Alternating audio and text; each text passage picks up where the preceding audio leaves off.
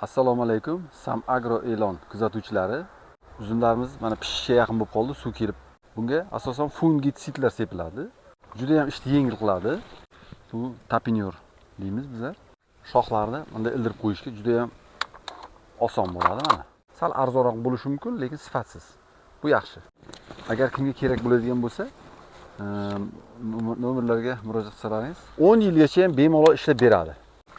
Mana buni orasida mayda donchalar bo'ladi, mana mayda rivojlanmay qolgan. O'shalarni qo'lda yoki mayda qaysicha bilan orasidan bittalab terib chiqiladi. Navlarda sho'r, zang kasali, kul kasali deb ham aytish mumkin. O'sha kasalliklar bo'ladi. O'shanga o'xshagan dorilarni sepib turishimiz kerak. Vaqti bilan. Bunda mayda don bo'lmaydi. O'zi qanday holatda bo'lsa, o'shanday pishadi. Kerakli miqdorda sug'orish kerak. Rangli uzumlarga oftob uncha ko'p kerak emas. 1 oy o'tib uzum g'arq pishadi. Ko'k nodaga payvand qilingan, 15 kun avval payvand qilingan mana ketdi. Demak, 1 yilda shu uzum hosili kamaymasdan boshqa navga o'tib ketaveradi. Shunday. Deyarli.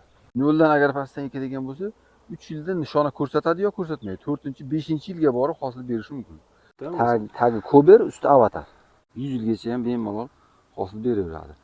30 xildan ko'proq navlarimiz bor.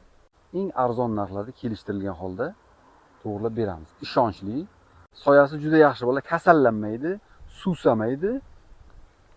Sovuqqa ham chidamli, -40 gradusgacha ham sovuq urmaydigan uzum. Oktyabrda oxiri, noyabrda boshidan boshlab sotuvga chiqadi. Noyabr oyidan bemalol olib ekaversa bo'ladi. Qishi bilan eksa bo'ladi bahorgacha. Samarqand viloyati va boshqa qo'shni viloyatlarga ham talabga qarab yetkazib beramiz.